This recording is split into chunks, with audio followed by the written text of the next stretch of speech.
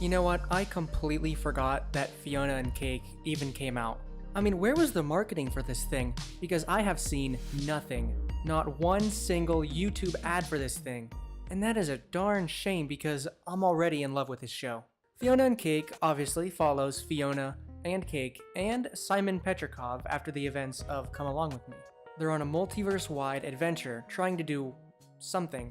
They haven't exactly made it clear what that is yet, but we're along for the ride anyways. The first episode is called Fionna Campbell. It follows Fionna and Cake as a normal human and a normal house cat. They're living in a typical 21st century, busy city, and it's dull as hell. Look, I'm gonna drop the whole YouTuber personality here for a second because I need to tell you that this first scene it just hits you like a semi-truck, okay? It perfectly depicts being a fresh young adult living in a busy city. You're kind of just going through the motions, trying to make your rent payment on time, putting up with your less than fulfilling job, and just kind of starting to play around with the idea of existential dread.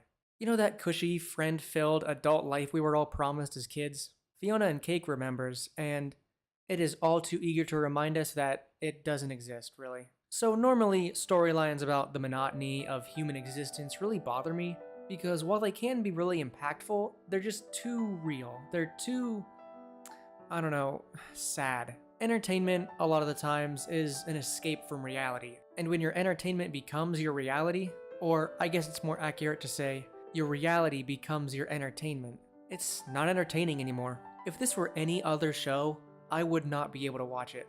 But Fionna and Cake mitigates this issue by actually being well written, with a collection of really engaging side characters. I mean, it worked for Bee and Puppy Cat, and it does work here too. And did I mention this show is actually for young adults? Not kids. It is rated TV-14, the same rating as Rick and Morty. And there's some blood, violence, even language. It's all here and it's all to the show's benefit. It's not overdone to the point where they're just flexing. Like, instead of saying schmauzow, Fionna says, God damn it. It adds to the idea that Adventure Time is a world that seems to mature with its audience. And it makes it more realistic for the setting too. So the plot of the first episode is Fionna getting fired from her job. Also, Cake is sick, but she can't afford a vet now that she got fired. You'll find that this episode really doesn't have a beginning, middle, or end. It's mostly just getting you familiar with the world, the characters, and it does work. There's no real character arc in this first episode, it's just kind of the jump into the adventure. Along the way, Fionna bumps into different characters that represent the non-magical counterparts of Ooh. PB, Marceline, Hot Dog Princess, Gunter, and even the Lemon Grabs are here, which that was just an amazing visual gag. One last thing I wanted to touch on from this first episode, it was a nice little detail. I think one of these writers must have been a barista at some point, because when Bubblegum's real-world counterpart is shown making a coffee, he says every step out loud, and every single step is correct, down to a T.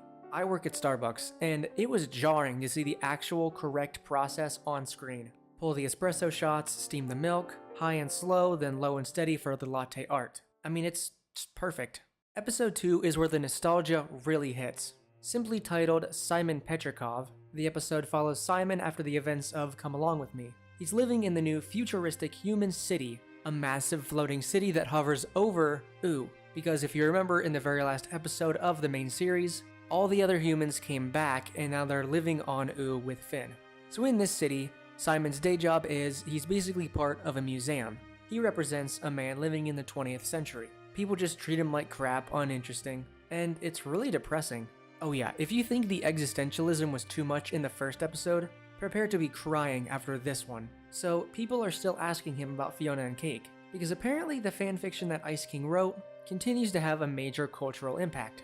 It's clear that he really wants to forget about Fionna and Cake and the whole Ice King persona, and he says some lines here that are reminiscent of an artist being really salty about their old work because people obsess over the things that they're not proud of, and it can be really hard for an artist to come to terms with that.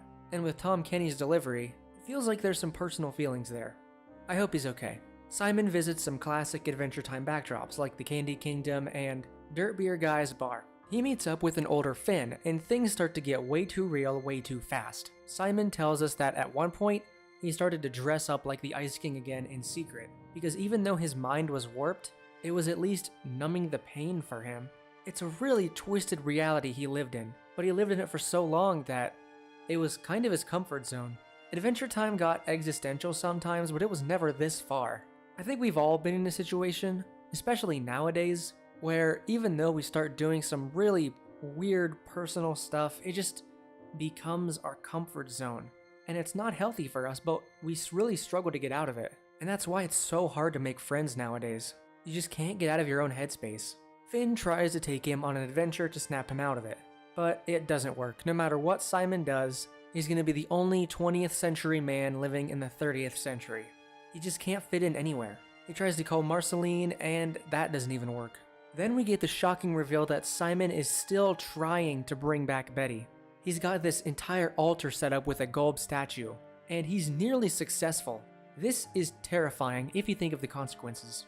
Last time we saw someone performing this specific ritual, it was Magic Woman using Maja as a magic battery, and Golb showed up and kicked everyone's ass. If Simon was successful here, he likely would have destroyed Ooh all over again. Yes, Golbetti might not be as hostile as typical Golb, but we don't know that for sure. Golb was a being of pure chaos after all. He was at least willing to chance the extinction of the human race in order to see Betty again. Crazy stuff. Oh yeah, and Choose Goose was the magic battery, and he possibly kind of died at the end of this episode. So after the ritual fails to bring her back, Cake suddenly jumps through his head in a beam of light, and the episode ends. Fade into Prismo's time room, where a new button appears on his remote and starts blinking. Fade to black, episode ends. That was crazy. Okay, so a few theories for what all this means. In the original series, Ice King claimed that all the stories for Fionna and Cake were beamed into his head at night, and that turned out to be true. So I think similarly, his head is acting like a beam that now functions as a sort of portal? A Lars's head type situation. The new button on Prismo's remote could signify that a new path in the multiverse just opened up. Bucco states that universes can be linked temporarily through natural occurrences, and I think that might be what we just saw. As for where all this is headed, I believe that the antagonist that will be chasing Fionna and Cake through the multiverse is none other than Prismo's boss. If you've been keeping up with the Adventure Time lore, this shouldn't come as a huge surprise to you. We heard about this figure in the episode Crossover, where Prismo casually mentions that his boss will have to step in if the Lich creates a portal to all realities. I think it's clear that when multiverse shenanigans start happening, Prismo, his boss, and that entire hierarchy is called to take action. I believe that Prismo's boss is the highest member on the food chain that we know to exist, in terms of just power. Controller of the multiverse, Kang the Conqueror, if you will.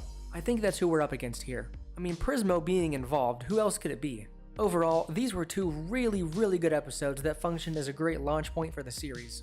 I had my reservations because the first trailer didn't really impress me that much, but now I'm super hyped. Writing is solid, animation is awesome, and I'm glad that we have an actual emotional through line developing here. It's existentialism, feeling so isolated from others that it hurts. Puss in Boots did something similar, and if it's gonna be anything like that movie, it's gonna get emotional and it's gonna be really good. New episodes are dropping every Thursday. Depending on if they release 1 or 2 at a time, I might wait 2 weeks to release a new video, like I did with my What If reviews way back in the day. We'll see.